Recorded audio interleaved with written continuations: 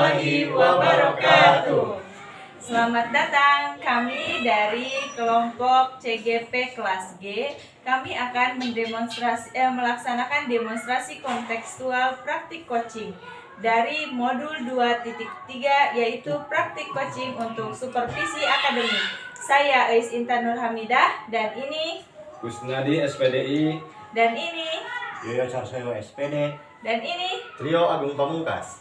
selamat menyaksikan.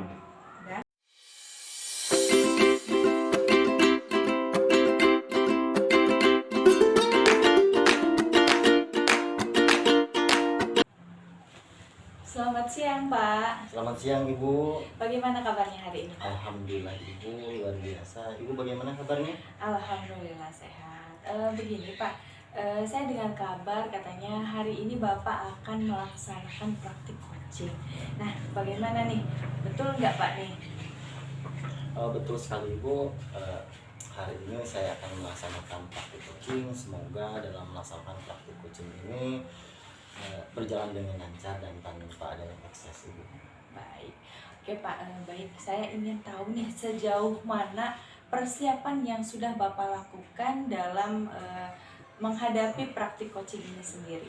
Nah, di sini saya sudah mempersiapkan bagaimana nantinya saat saya dalam melaksanakan praktik coaching itu, dari mulai mempersiapkan dari kompetensi yang nantinya akan saya laksanakan serta menerapkan prinsip-prinsip dari Alur Tirta Ibu. Seperti itu. Oke, baik. Dari kompetensi yang sudah Bapak siapkan ya, apa kira-kira yang menjadi titik fokus dalam praktik coaching ini sendiri, Pak? Di sini ada dua Ibu kompetensi yang ingin saya terapkan, yang lebih spesifiknya lagi yaitu tentang mendengarkan aktif dan membuat pertanyaan-pertanyaan yang berbobot Ibu.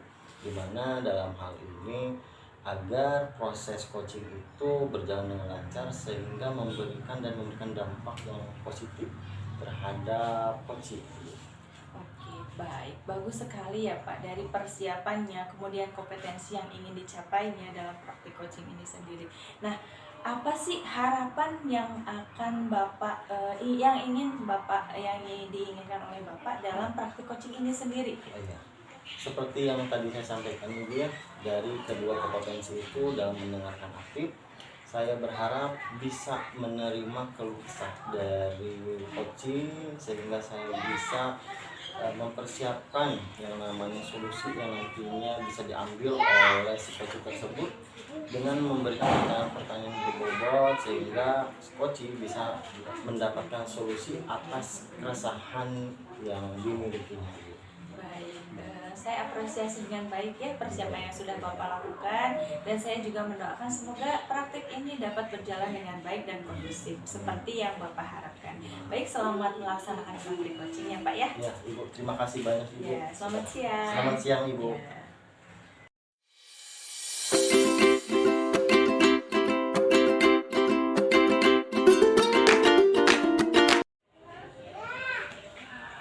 Assalamualaikum warahmatullahi wabarakatuh Pak Yoyo.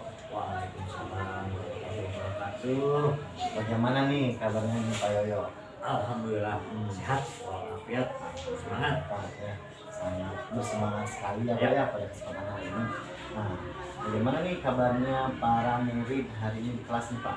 Alhamdulillah baik-baik Bapak hadir semua. Kebetulan tidak ada yang sakit jadi pembelajaran hari ini jalan semua. Iya betul sekali Bapak, sangat sekali.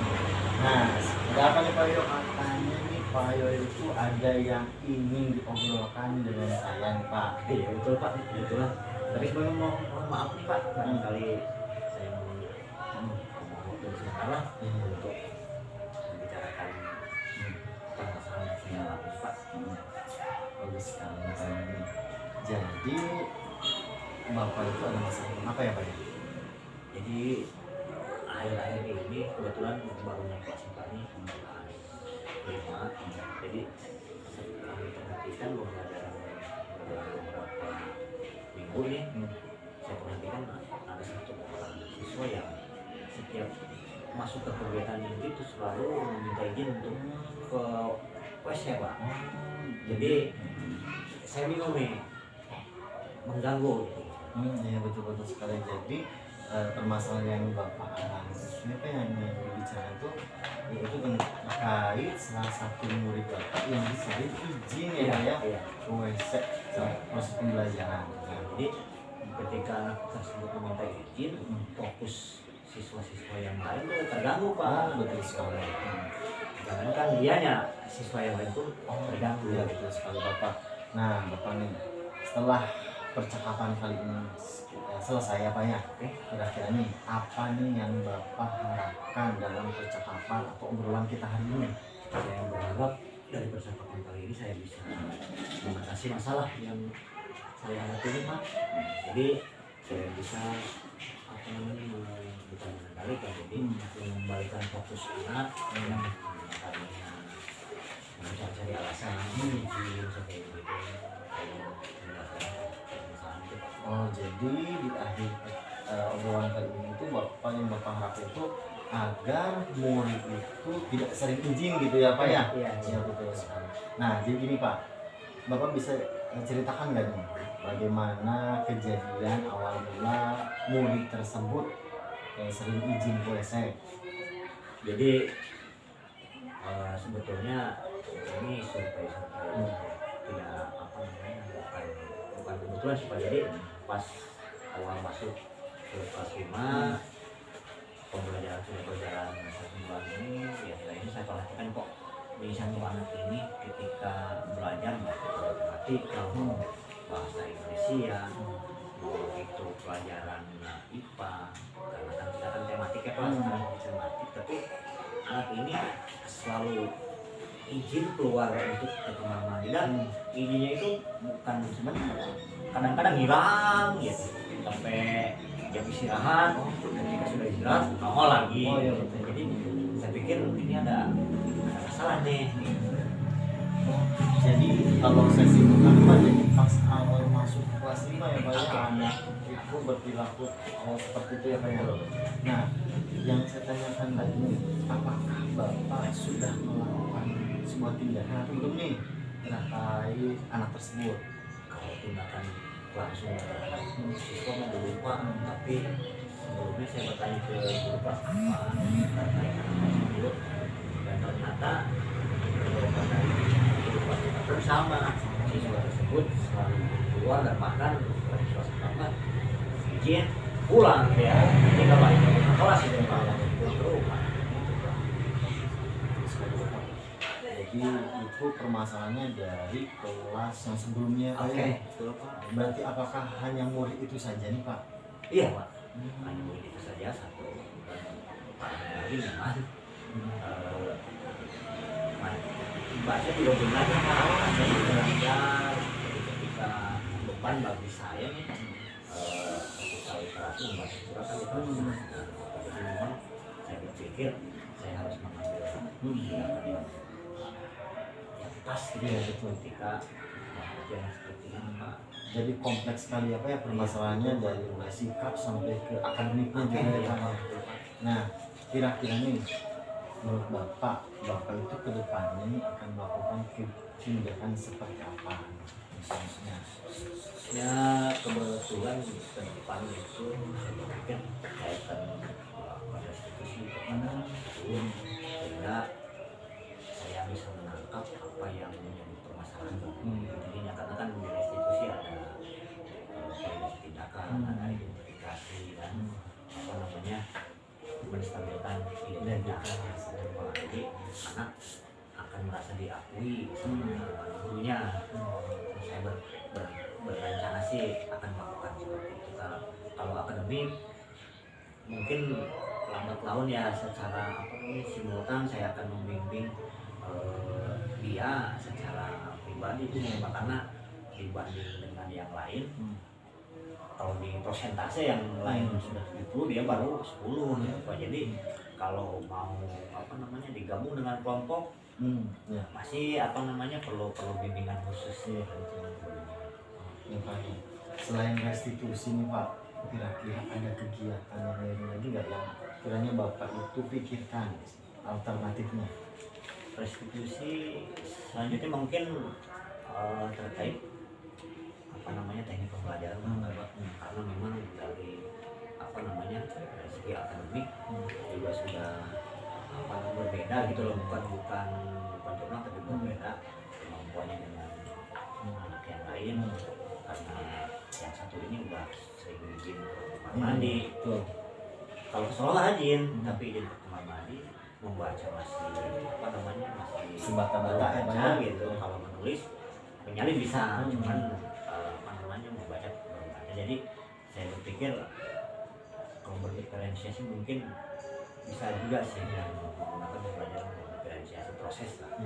Kalau produk untuk dia, saya pikir produknya bisa menyambungkan kata dengan lancar udah alhamdulillah gitu Pak. Iya betul sekali Pak.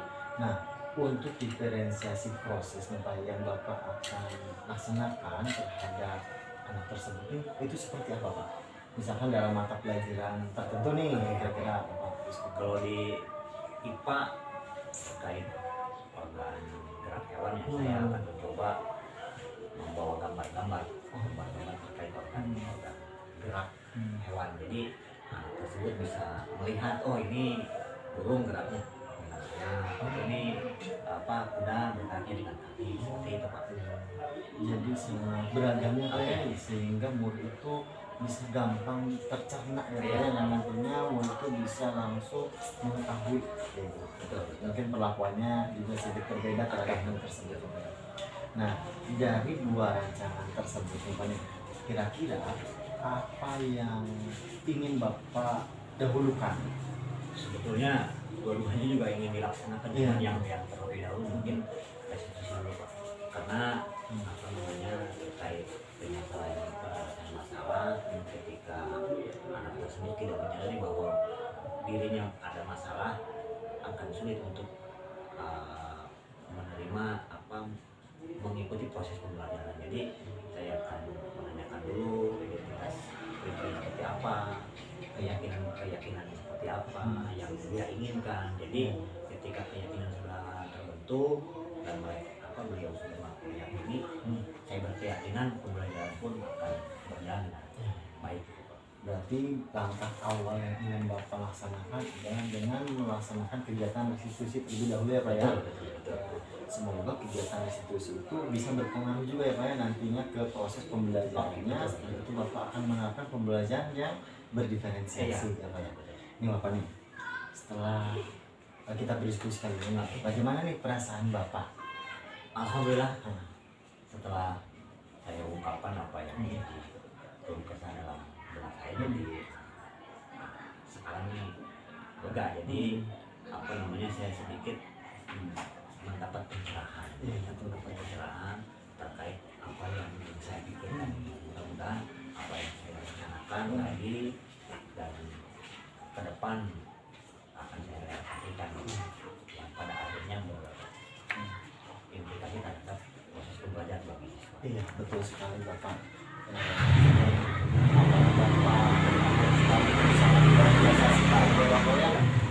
selanjutnya dalam melaksanakan kegiatan tersebut, apakah ada nih yang dilibatkan? Oh, yang dilibatkan sudah pasti rekan sejawat, siswa tersebut dan orang tua dari siswa tersebut.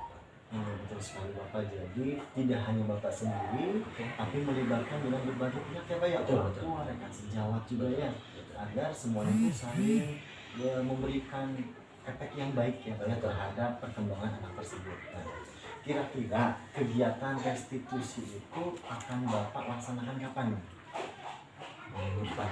Ya. Sudah mungkin dilaksanakan depan paling depan sampai. Bagus sekali Bapak. Mungkin di sini saya akan memberikan apresiasi ya Pak ya kepada Bapak yang sebesar-besarnya, karena Bapak sudah bisa yang namanya menemukan solusi. Alhamdulillah. Sudah dengan semangat, tenang kayak gitu. Bapak di sini tidak perlu malu lagi, tidak perlu sungkan lagi. Nanti jika ada suatu permasalahan, ya Bapak bisa berkomunikasi nih dengan teman-teman sejawat Bapak, orang tua juga, permasalahan yang Bapak alami terhadap siswa tersebut. Nah, jika Bapak perlu ada hal yang ingin diutarakan lagi, Bapak bisa komunikasi lah dengan saya. Iya, siap. Bapak, saya tunggu perkembangannya Pak ya minggu depan. Setelah itu kita bisa berdiskusi lebih seru lagi ya Pak ya. Saya gitu. Saya tunggu dampak positifnya Pak. Iya. Terima kasih ya Pak. Sama-sama Pak. Terima kasih banyak. Iya.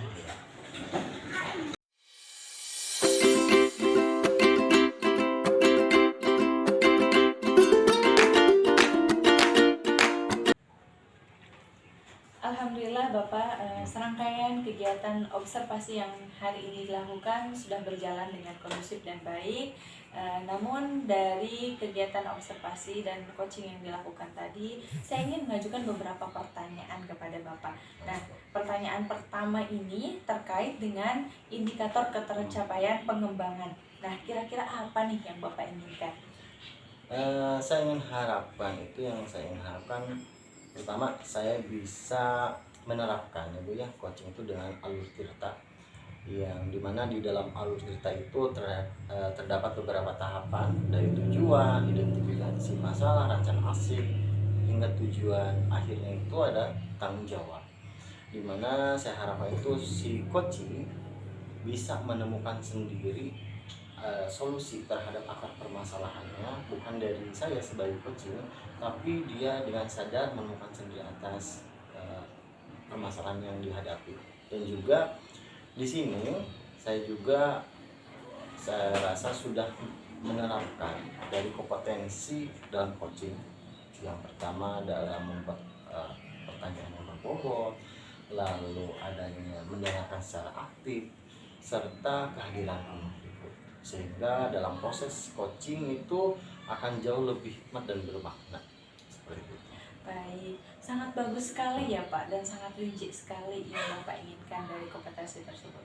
Nah, begini Pak, dari serangkaian praktik yang dilakukan, saya rangkum secara keseluruhan bahwa kompetensi yang dilakukan Bapak itu berupa praktik coaching, diantaranya dengan kehadiran penuh, kemudian mendengarkan secara aktif, dan mengajukan pertanyaan yang berbobot itu sudah terbangun. Ya.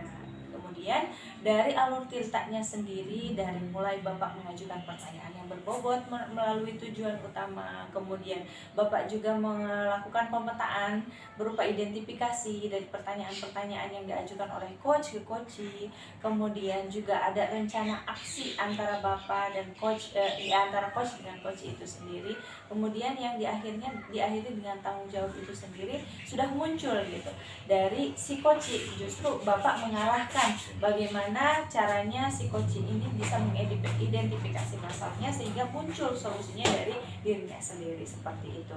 Nah, sejauh ini saya merasa bahwa praktik yang Bapak lakukan sudah baik. Namun saya masih memiliki satu pertanyaan ke Bapak nih. Kira-kira apa nih yang ingin Bapak kembangkan dari praktik coaching ini sendiri? Ya, di sini saya ingin mempelajari proses coaching ini lebih mendalam lagi. Sehingga nantinya saya itu akan jauh lebih baik lagi dalam melaksanakan proses coaching, dimana dalam proses coaching itu saya bisa nantinya akan saya terapkan, dan juga saya akan melakukan penyembasan terhadap rekan-rekan sejawat sehingga mereka itu bisa melaksanakan proses coaching seperti dengan yang saya alami. Baik, itu sangat bagus sekali ya Pak. Jadi kita menebar manfaat bukan hanya untuk diri kita, tapi juga untuk rekan sejawat dan murid, seperti itu. Baik, selamat melaksanakan penyimbasan dan kebermanfaatan lainnya di lingkungan sekolah Pak. Terima kasih. Nah, sama-sama Ibu.